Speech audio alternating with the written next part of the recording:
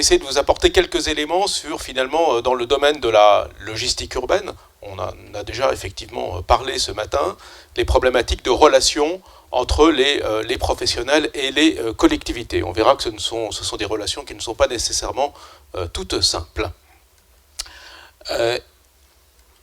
Eh bien déjà, quand on parle de logistique urbaine, on a beaucoup parlé de CO2.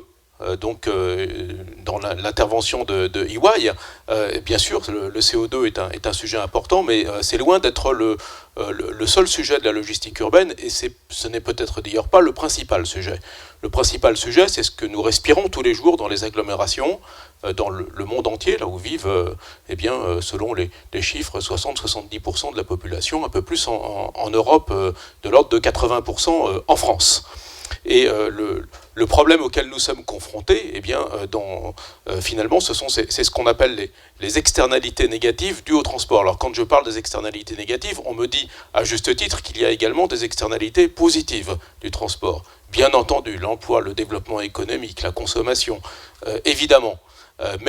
Donc nous allons parler en l'occurrence finalement de ce que nous respirons et de ces externalités négatives. C'est donc en premier lieu la pollution locale. Et la carte que j'indique, c'est celle des particules fines PM10, donc de l'Agence européenne de l'air, et qui nous indique que sur l'ensemble du territoire européen, eh bien, l'air que nous respirons génère, en tout cas pour effet, 500 000 morts prématurées par an en Europe, et puis, je crois, dont environ 40 000 en France, je crois, si mes chiffres sont bons, ils ont été publiés il y a quelques mois. Alors, le transport de marchandises n'est pas le seul générateur, hein, évidemment, de la pollution de l'air. On va retrouver tous les autres facteurs, le chauffage, les voitures individuelles, etc. Et puis, on voit que les effets sont non seulement la pollution locale, mais évidemment les encombrements, donc il y en a été parlé, les embouteillages, et ce que génèrent ces embouteillages, également en termes de pollution locale, de perte de temps, de stress urbain, etc. On va retrouver des effets comme l'accidentologie, hein, on le voit aujourd'hui d'ailleurs avec le développement très rapide de modèles un peu disruptifs de livraison à vélo dans Paris. On commence à avoir des statistiques d'accidentologie. Récemment, je les ai vus, on ne les a pas en France, on les a à Bruxelles. Donc sur 1250 livreurs à vélo, il y a eu en 2016 18 accidents graves. Donc on voit que c'est pas si simple de faire cohabiter différents modes de transport dans une ville. Et le bruit, bien entendu, puisqu'on va notamment parler de ce sujet sur des axes tout à fait pertinents, comme la livraison en horaire décalé de nuit, eh bien on va toucher à la problématique des camions frigorifiques et du bruit de livraison la nuit. Ce sont les objectifs finalement que vont avoir les collectivités locales. Et puis face à ça, eh bien, il y a ce qui se passe aujourd'hui. Alors même si on voit finalement un certain nombre de choses intéressantes, de sujets intéressants sur le plan technologique comme on a pu voir, toutes les études sur les collectivités locales montrent que les externalités négatives continuent d'augmenter, malgré l'amélioration de la motorisation des véhicules. Cela continue d'augmenter tout simplement parce que notre consommation change. Et elle change à une vitesse assez impressionnante, notamment du fait du e-commerce, hein, qui génère en France, environ 100 millions de colis supplémentaires par an, qui étaient des palettes livrées à des magasins. C'est à peu près ça. Alors, selon les chiffres, ça sera 80, ça sera peut-être 110 ou 120, mais on génère des colis supplémentaires qui, en plus, seront peut-être livrés 2 fois. On va générer des retours autour de cela. On voit qu'il y a une transformation du commerce, donc avec le cross-canal, avec également finalement une livraison plus fréquente des magasins. On voit ces petits formats urbains que nous apprécions tous, les Monop, à 2 pas et autres marques de proximité qui maintenant commencent à être livrées 2 fois par jour, comme les pharmacies. On voit qu'on a un autre problème qui se pose aujourd'hui dans les villes, c'est l'attractivité du centre-ville. On va en particulier voir ça dans la problématique des villes moyennes françaises. Hein. La logistique urbaine, ce ne sont pas que les grandes agglomérations. On a toute cette problématique des villes moyennes françaises qui commencent à perdre progressivement leur centre-ville. Finalement, au profit d'un étalement urbain qui continue, qui ne s'est pas du tout arrêté, hein, qui a même tendance à s'accélérer, on dirait, dans certaines agglomérations. On voit quelque part qu'il se passe un certain nombre de phénomènes qui sont tout à fait contradictoires avec les objectifs premiers finalement des autorités publiques, qui est de dire on va réduire les externalités négatives. Bon, on voit quelque part qu'on a une gigantesque atomisation des flux, une fragmentation des flux, qui est elle-même génératrice de flux nouveaux, plus importants, plus fréquents. Et on voit d'ailleurs, quand on parle avec des transporteurs qui font des transporteurs de colis, ils vont vous dire, moi j'ai une croissance de 10, 15, 20% du nombre de colis par an. C'est ce que l'on voit aujourd'hui, et c'est lié bien entendu à l'évolution de la consommation. Sans parler de la consommation collaborative également, sur lequel on a extrêmement peu de données, mais on sait qu'il se passe un certain nombre de choses autour de ce sujet. Alors quelque part, on voit finalement, quand on parle de logistique urbaine, on a tendance à résumer ça aux colis et aux palettes. En fait, on voit qu'on a une très grande diversité de flux dans une ville, et on va être obligé de fragmenter finalement, de segmenter les filières, parce que les solutions qu'on apportera seront différentes d'une filière à l'autre. Et on voit quelque part que l'on va toucher à tout un certain nombre de modes de transport différents, donc en fonction des filières que l'on va adresser. Donc on va peut-être avoir la gestion des chantiers dans une ville, on va avoir la livraison de réseaux comme les cafés, hôtels, restaurants, qui sont des moyens de transport particuliers, comme les pharmacies, comme le courrier. Donc on a tout un certain nombre de flux. Donc évidemment on parlait du e-commerce, de la grande distribution, du B2B et d'autres secteurs. Donc on voit, et de tout ce qui est livraison à domicile, bien entendu, qui constitue donc un segment à part entière aujourd'hui dans les agglomérations. Sachant que la livraison à domicile n'est pas nécessairement du e-commerce. C'est de plus en plus, c'est lié d'ailleurs au mode de motorisation des gens. N'oublions pas, quand on parle de métropoles comme Paris, que 62% des Parisiens n'ont pas de voiture, donc il est tout à fait naturel qu'ils se fassent livrer à domicile. Et donc on voit une augmentation des livraisons à domicile, tout simplement liée à la baisse de la motorisation des ménages. Alors quelque part, quels sont les acteurs de la logistique urbaine? Les premiers acteurs, ce sont les collectivités locales. On a bien sûr des textes de loi, on a des morceaux de phrases, je vais dire dans la loi sur la transition énergétique, je ne mettrai même pas des phrases entières, mais on a certains morceaux de phrases qui peuvent concerner la logistique urbaine, mais c'est très général. On va dire que quelque part, tout ce qui concerne la mobilité des marchandises, puisqu'on parle de plus en plus de mobilité des marchandises, donc qui est un peu le pendant de la mobilité des personnes, est régi finalement par la collectivité, qui a un certain nombre d'outils. Ça va être la réglementation. On parlait de la mise en place de ZCR, les fameuses LEZ. Alors ça, c'est un des points positifs de la loi sur la transition énergétique, qui permet à des agglomérations de mettre en place des ZCR. Ça n'était pas possible avant. Maintenant, c'est possible. Donc on les voit tout doucement apparaître à Paris, à Grenoble, à Toulouse. On voit un certain nombre d'initiatives qui sont prises pour restreindre donc certains véhicules en fonction de leur niveau de pollution. La réglementation, ça va être bien sûr la réglementation sur la taille des véhicules, leur tonnage, et on voit d'ailleurs que les réglementations sont complexes et pas toujours positives sur le plan environnemental. On voit très bien que quand on commence à réduire la taille des véhicules ou réduire les créneaux horaires, on va plutôt avoir l'effet inverse. On va plutôt avoir plus de véhicules dans la même ville pour faire la même chose. Donc c'est pas très positif. On voit que donc quelque part, un des leviers des collectivités locales, c'est le stationnement. Donc on voit qu'aujourd'hui, c'est intéressant quand on étudie les problématiques de logistique urbaine, c'est qu'on a environ 2 livraisons sur 3 qui sont effectuées en dehors des places de livraison. Donc, et pourtant, les places de livraison ne sont occupées que, je recherche les chiffres exacts, mais je crois que c'est que 8% du temps. Donc quelque part, on se dit, soit les transporteurs ne respectent pas la réglementation et se garent volontairement en dehors des places de livraison, ce que je ne peux pas croire, je ne peux pas imaginer, soit quelque part, on a un vrai problème. Ce vrai problème, c'est que les places de livraison sont placées devant les grands établissements. On doit certainement avoir une place de livraison ici devant, par exemple, le SCP. Or, quelque part, avec l'e-commerce et l'évolution de la consommation, toute la ville devient un territoire de livraison. Donc, quelque part, si je fais de la livraison à domicile de personnes privées, je ne vais pas me garer sur des places de livraison parce que 9 fois sur 10, j'en trouverai pas là où je vais. Tout simplement. Et puis, quelque part, le moyen et le levier des collectivités locales, ça va être des mesures d'incitation. Donc, elles ont énormément de possibilités. Je voyais la question sur les ELU, mais bien sûr, elles peuvent agir sur la mise en place de surfaces pour faire des espaces logistiques urbains, pour aider au développement d'initiatives avec quand même comme objectif de réduire l'impact des livraisons sur la ville. Ce qui n'est pas toujours facile quand on voit certaines mesures qui sont prises par des collectivités locales. Je le disais, parfois on a l'effet inverse. Et puis c'est quelque part d'organiser le partage de l'espace public.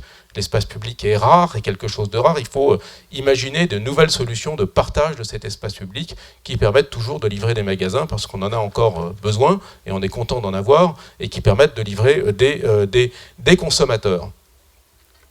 Et puis quelque part, on a la problématique des professionnels. Alors, les professionnels, ce ne sont pas que des transporteurs. On parlait de groupes de distribution, et c'est vrai que les initiatives viennent souvent de groupes de distribution.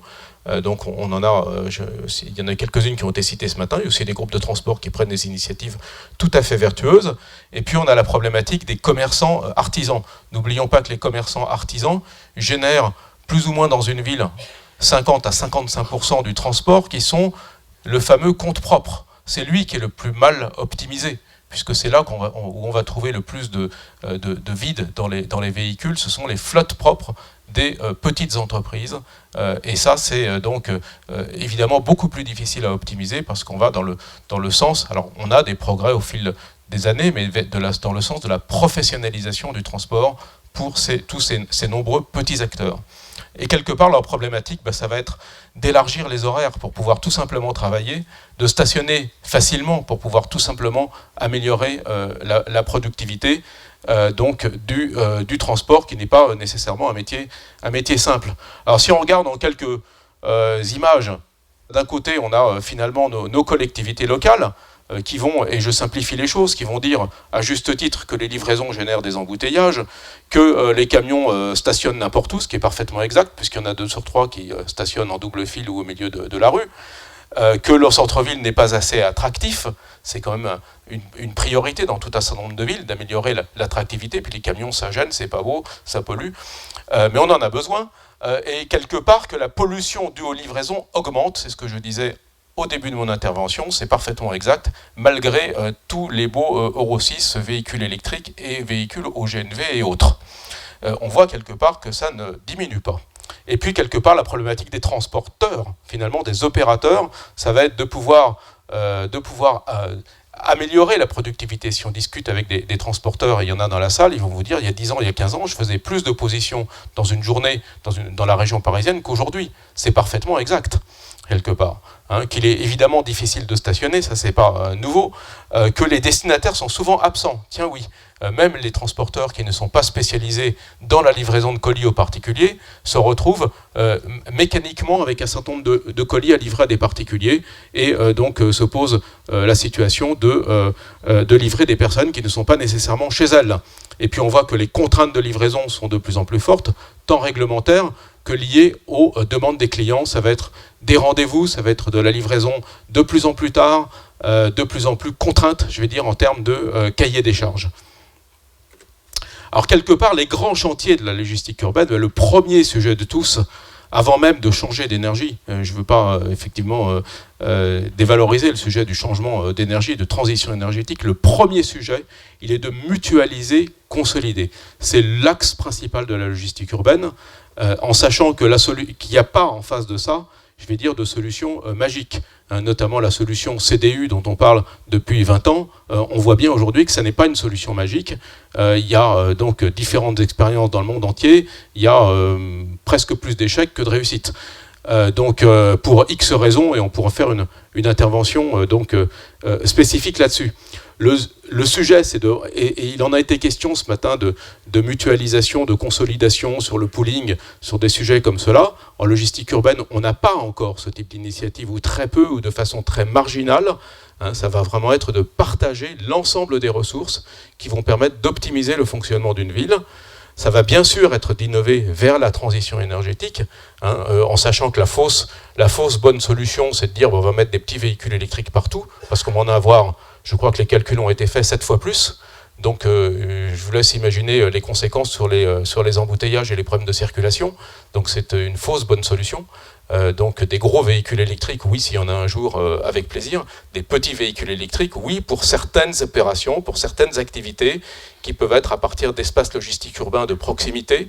On va pouvoir faire des tournées multiples dans la journée avec des véhicules plus petits, peut-être, sûrement, avec d'autres types de véhicules. D'ailleurs, ça sera peut-être des cargos cycles, ça sera peut-être même, je me rappelle la première étude que j'ai faite qui était la livraison à pied, c'est-à-dire tout ce qu'on peut faire sans véhicule dans une ville. On peut faire énormément de choses sans véhicule dans une ville.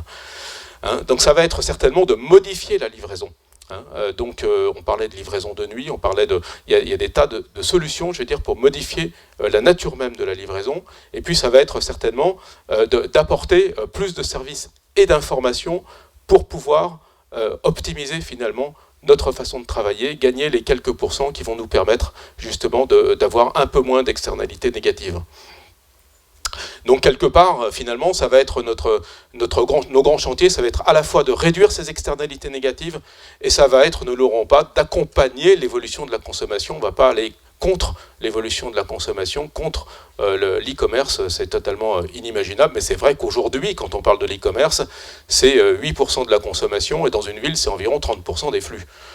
Donc, avec une croissance du nombre de colis qui est plus proche de 20% par an que de 10%, parce que le panier diminue tous les ans. Donc, quelque part, eh bien, on se dit, oui, là, il y a peut-être un problème. Et quelque part, finalement, les orientations, tiens, là aussi j'ai un problème de police, que l'on peut suivre finalement quand on parle finalement sur ces relations entre professionnels et collectivités locales, quand on parle de logistique urbaine, on va avoir plusieurs axes. Ça va déjà être de partager une connaissance précise d'un territoire. Toutes les villes ne sont pas identiques, on ne mettra pas en place les mêmes solutions dans toutes les villes. Je ne crois pas au copier-coller dans ce domaine, cela ne fonctionne pas. Donc chaque ville va avoir des particularités, des flux qui vont être différents, des organisations spatiales qui vont être différentes. Donc il y a une étape de connaissance du territoire. Ensuite, il y a une étape, un partage des enjeux et des problématiques. On n'impose pas la logistique urbaine. Ça ne marche pas. Quand on impose une solution, ça ne marche pas. C'est toujours une solution en commun. On voit d'ailleurs que les meilleurs CDU en Europe sont ceux qui viennent des commerçants. Quand ce sont eux qui choisissent, qui mettent en œuvre une solution, on va avoir un CDU qui va peut-être avoir des chances de fonctionner. Parce que, quelque part, on ne va pas leur imposer une solution, et encore moins un surcoût. Surtout dans la conjoncture actuelle, ça me semble délicat. Ensuite, ça va être de formaliser un cadre de travail. On voit qu'on en a un donc, qui a été décidé par l'ADEME avec d'ailleurs un programme d'expérimentation sur 5 métropoles. Il y a déjà plusieurs exemples en France. Ce sont des chartes de logistique urbaine avec des plans d'action précis qui vont impliquer l'ensemble des acteurs, que ce soit des transporteurs, que ce soit des commerçants, que ce soit des associations d'habitants et bien sûr les collectivités locales avec leurs propres objectifs donc, liés à la gestion du territoire et puis tous les autres acteurs économiques. Ça va être quelque part, donc, eh bien, sur ces plans d'action, on va être précis, on va essayer et réaliste, c'est pas la peine de sortir des plans totalement irréalistes, ça va être de sortir effectivement peut-être des démonstrateurs, on va mettre en place des étapes, on va mettre en place des projets précis, et on va assurer donc un suivi et une mesure de l'impact. Je vois donc Philippe Payen de TKBlue que je salue. Mesurer, ça fait partie bien sûr des éléments impératifs de la logistique urbaine, et ça n'est pas que mesurer le CO2, c'est mesurer toutes les externalités induites que l'on va essayer de réduire. Alors quelque part aussi, eh bien, pour aller un peu dans le sens de ce qui a été dit, on est sur un énorme champ d'innovation. Il est à la fois en termes de services et il est aussi technologique. On parlait des véhicules électriques, je ne vais pas y revenir. La mobilité douce, bien entendu, on est en train de la réinventer, non pas avec les livreurs à vélo de repas qu'on voit nécessairement dans Paris, qui sont des flux supplémentaires. Moi, ce qui m'intéresse, c'est qu'est-ce qu'on va pouvoir faire avec des mobilités douces pour remplacer des camions. Et pas pour générer des flux supplémentaires, pour remplacer des camions. Donc on va avoir des solutions autour du cycle, que ce soit des cargos cycles, des vélos cargos, des triporteurs, et tout ce qu'on veut comme type de modèle autour de cela, bien entendu, dans lequel on met environ 2 mètres cubes. On va avoir donc bien sûr des solutions de livraison à pied. On va avoir, je ne sais plus si je les ai mis sur mon slide, mais tout ce qui concerne la multimodalité. Alors malheureusement, la principale opération ferroviaire à Paris qui a été citée ce matin s'est arrêtée le 31 décembre. C'est donc fort dommage, mais il y en aura d'autres. Il y en aura une notamment en fin de cette année, donc à La Chapelle, avec donc une autoroute, une navette ferroviaire entre le nord de la France et Paris intramuros, donc ça c'est tout à fait intéressant.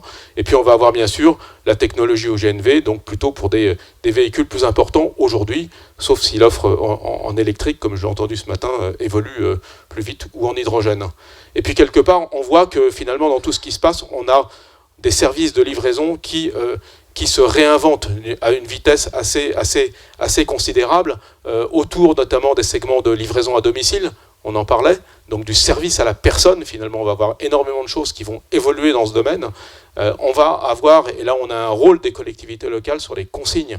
On voit trop de collectivités locales qui nous disent « Ah ben on ne veut pas de consignes parce que c'est pas beau, parce qu'il y a trop de mobilier urbain, parce que y a les architectes des bâtiments de France qui les refusent, etc. » Quelque part, la consigne, c'est un moyen de consolider les flux e-commerce, comme le point relais, comme d'autres solutions. Le but étant d'éviter de réduire les livraisons individuelles.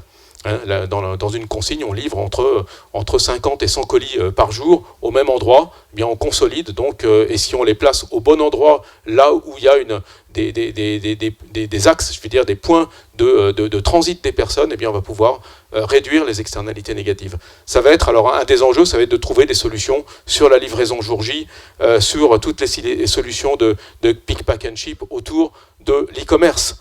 Et puis quelque part, ça va être de développer, eh bien, à partir d'innovation, donc tout ce qu'on peut effectivement imaginer en termes de véhicules propres, de livraison en mode doux, de projets autour de la mutualisation des transports en commun. Donc c'est un énorme axe de la logistique urbaine, qui est de se dire quelque part, il y a des réseaux de transports en commun dans les villes. Si on pouvait mutualiser avec des marchandises, ça serait vraiment formidable, notamment aux heures creuses.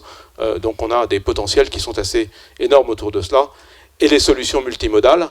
Et puis demain, ça a déjà été un tout petit peu évoqué, on a au moins 3 sujets. Alors les drones, les vrais drones, je ne les vois pas trop en ville, ça sera plus peut-être en milieu rural. Par contre, on aura certainement un développement très rapide des robots de livraison donc dans les villes. Donc ce ne sont pas nécessairement des emplois en moins, ça peut-être il va falloir les piloter, il va falloir les gérer. Et puis quelque chose, alors là c'est un vaste sujet d'études, et j'ai pas encore vu d'études complètes sur le sujet, c'est l'impact de l'imprimante 3D sur la livraison du dernier kilomètre. Voilà, on me dit que j'ai plus de 5 minutes. Eh bien j'ai terminé, donc Jean-Philippe, j'ai terminé, donc s'il y a des questions, je suis prêt à y répondre, ou plus tard à la pause. Voilà.